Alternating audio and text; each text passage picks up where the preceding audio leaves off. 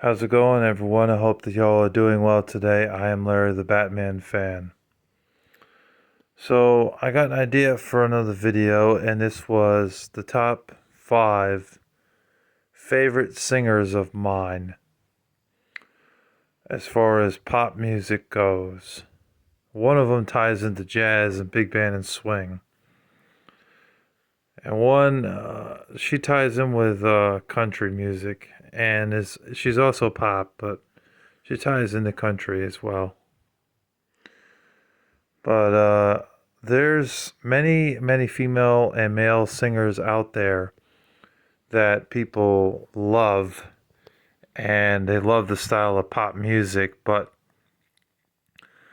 I'm not a huge fan of pop music, to be honest with you guys. I like pop music, but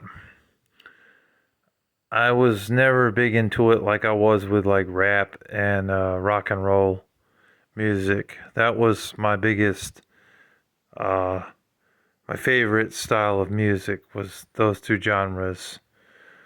But as I got older, I learned to appreciate music styles more so than I did when I was younger because I used to listen to nothing but rap and rock music pretty much. Give me a second.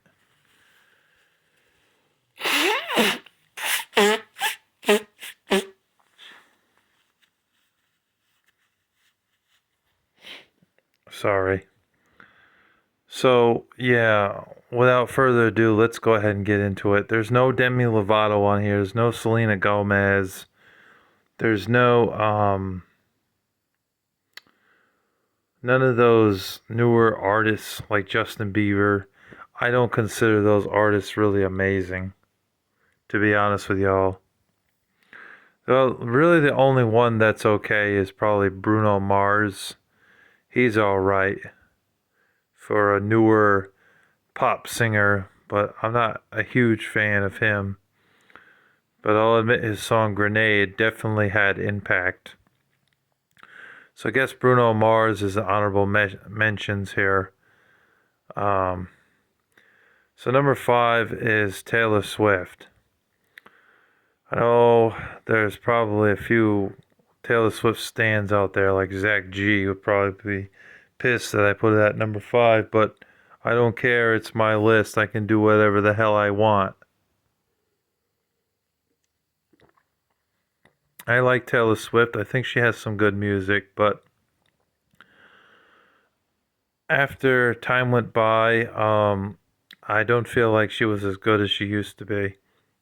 And there's just too many songs about her, hitting her boyfriend in the head with a helmet or a club because she's pissed at him.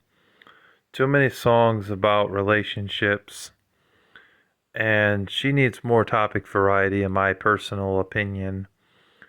But other than that, Taylor Swift does have some good songs. Her highlight songs is the remix of Bad Bloods, which has Kendrick Lamar in it. That is a good song by her for a newer song. Today Was a Fairy Tale is definitely a good song by her. I really like that song.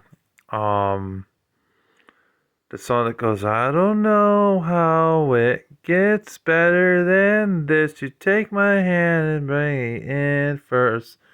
Fearless. Something like that. Fearless. I think that's the name of the song. That's a good song by her. I know that's an old song. That's like 2005, I think, or 2006, but that song is great. I love that song by her. Um, we are never, ever getting back together. I think that song has impact. I used to hear that song every time I would go into Target. Like, it would just be on their music station and the radio system in the fucking store, you know what I mean? So I couldn't escape it. I would always hear it. It was like Nickelback. Could not escape it. Although Nickelback's rock, we're talking about pop here. So that's more of a pop song by her anyways.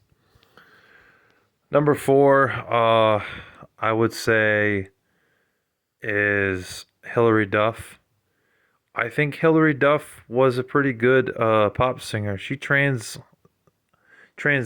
well from being on Lizzie McGuire on Disney Channel back in the early 2000s to a movie star, and also being a part of the whole pop music.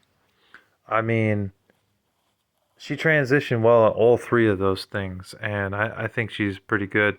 It's just a shame that she hasn't really done much with her musical career in the 2020s now. There's been like nothing from Hillary, just nothing. It's like she left the spotlight almost entirely, and nobody's. Well, people talk about her, but nobody's really like, "Yay, Hillary!" Like they are with Taylor Swift or Selena Gomez. As far as pop singers, or even Zendaya. That's another one. Zendaya is pretty popular even to this day. And Bella Thorne, who is also a singer, if you didn't know that, she's a actress and she's also a singer, so she's both. Um, and Justin Bieber as well. He's still pretty popular, but Hilary Duff just sort of fell off, just disappeared completely. Like I know she's still alive, but as far as music goes, she's not really doing any music these days, and I haven't seen any movies from her. Last time I saw a movie was like 2010 or something. It was a PG-13 movie about her doing like being in some sort of business, and then she dates a guy that she likes. It's kind of like a romance comedy type of movie. After that, I really didn't see much from Hillary. But her hit songs, in my personal opinion, is "Come Clean," "So Yesterday," "So Much for You." Is that by Hillary Duff? I think that's by Hillary Duff. "Fly." I really like the song "Fly" by her.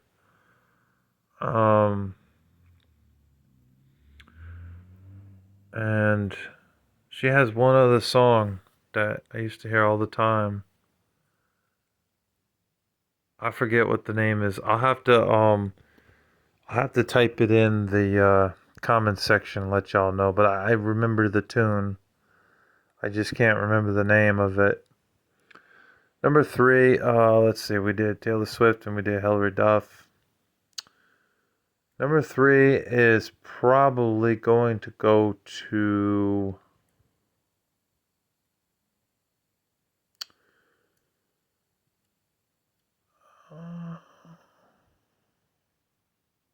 I'll give it to Kesha. I like Kesha. I think Kesha is pretty good. She's pop and dance music, but she counts as both. Kesha's got swag, and Kesha's definitely got some songs that I can dance to, and that's what you need. You need a woman to listen to where you're like, yeah, I like this. This is pretty good. And Kesha seems to deliver that pretty well. She's got attitude, she's got swag, and not shitty attitude. She's got good attitude, and she's done well over the years with her music for being more modern. Her hit songs, in my opinion, is "Your Love Is My Drug." That is definitely a very impactful song. "Grow a Pair," um, and just about every song that was on that Cannibal album. That album was gold by her. Like every song on that album was really good. Although that album didn't have "Your Love Is My Drug" is on it. It didn't. I don't know why it didn't. It only had 9 songs on the album, but the album that had "Your Love Is My Drug," that was a really good song by her.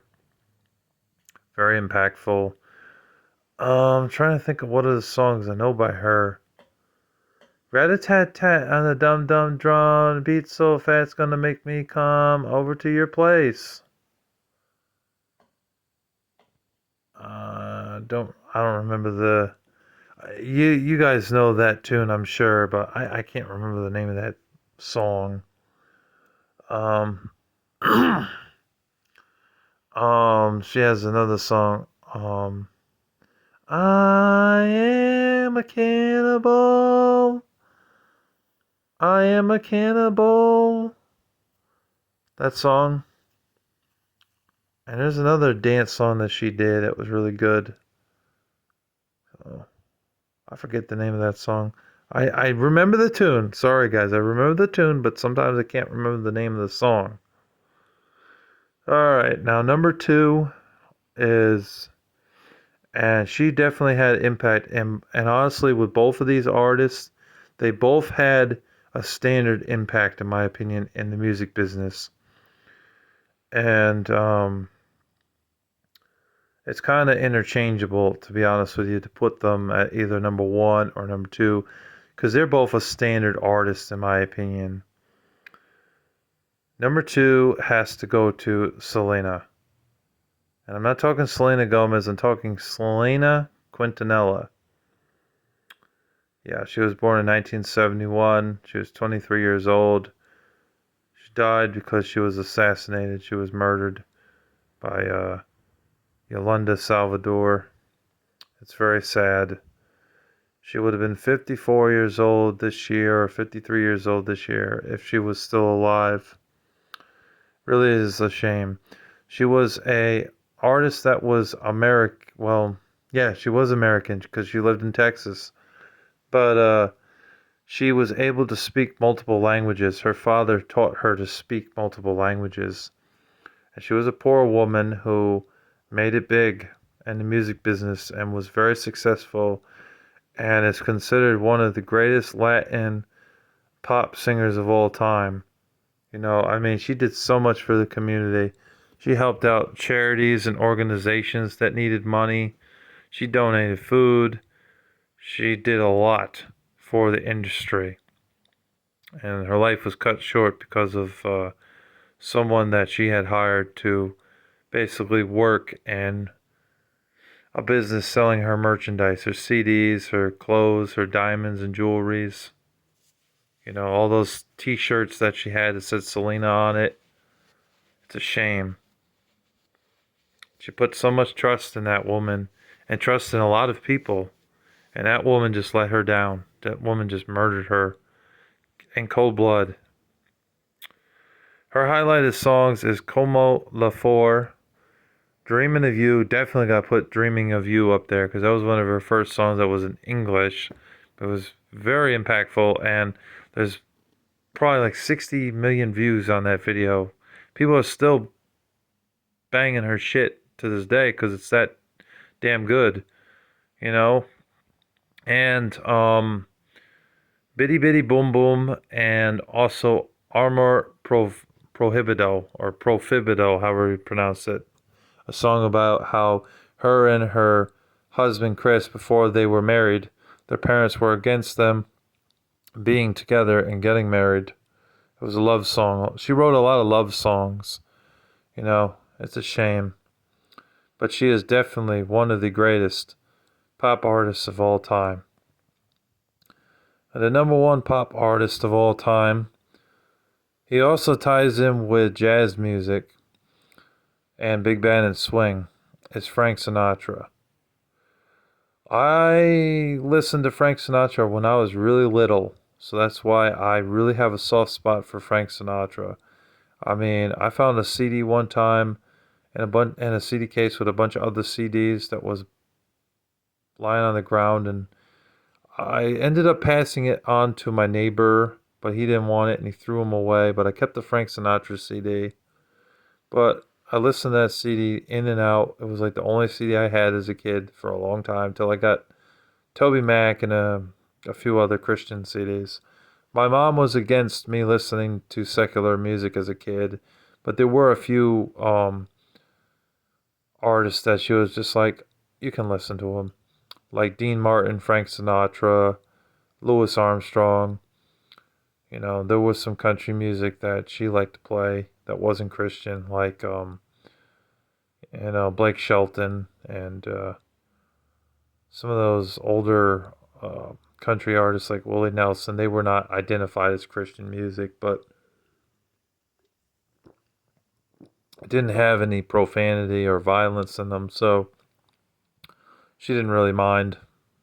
But back on topic, Frank Sinatra My mom used to listen to Frank Sinatra a lot as a kid, when I was a kid, and when she was a kid. And it just had such great impact on me as a child growing up. Hearing songs like Love and Marriage, I've Got the World on the String, those Christmas songs that he did um, that were really good. They were some of the best Christmas songs that he put out, up there with Bing Crosby. Um, Trying to think of some other songs. Something Stupid was definitely a very impactful song by him. This Town, um, Fly Me to the Moon. Those are all great songs by Frank Sinatra, and definitely a reason to listen to Frank Sinatra, even if you're not really a big fan of the genre. Frank Sinatra, Dean Martin, John Gary, and um, that other guy. What's his name? Perry Como. Yeah, and Bing Crosby. All those guys were great for pop artists, and even Johnny Mathis, him too.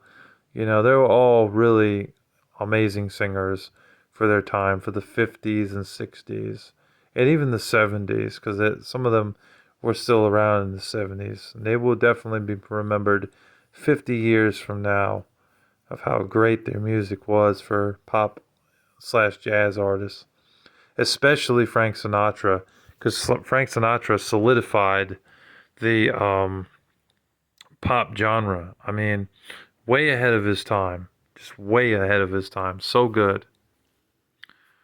Another honorable mention for a pop artist. She's more modern. She came out in the late 90s, but I think she's really good, is Avril Lavigne. I am a fan of Avril Lavigne. Not only is she attractive, but she's pretty good and has a lot of songs that I do like Complicated and Skater Boy and I'm With You and When You're Gone. Those are all great songs by her. She also ties into pop punk rock, because of some songs sounding more rockish than pop, but I still tie her in as a pop artist. So she's another honorable mentions. So, anyways, that's what I have to say. Those are my top 5 favorite um, pop artists, plus one or two, no, 2 or 3 honorable mentions, I mean. So I hope you enjoyed, and thank you for watching. Take care. Larry the Batman fan signing off. Peace. And also don't forget to subscribe.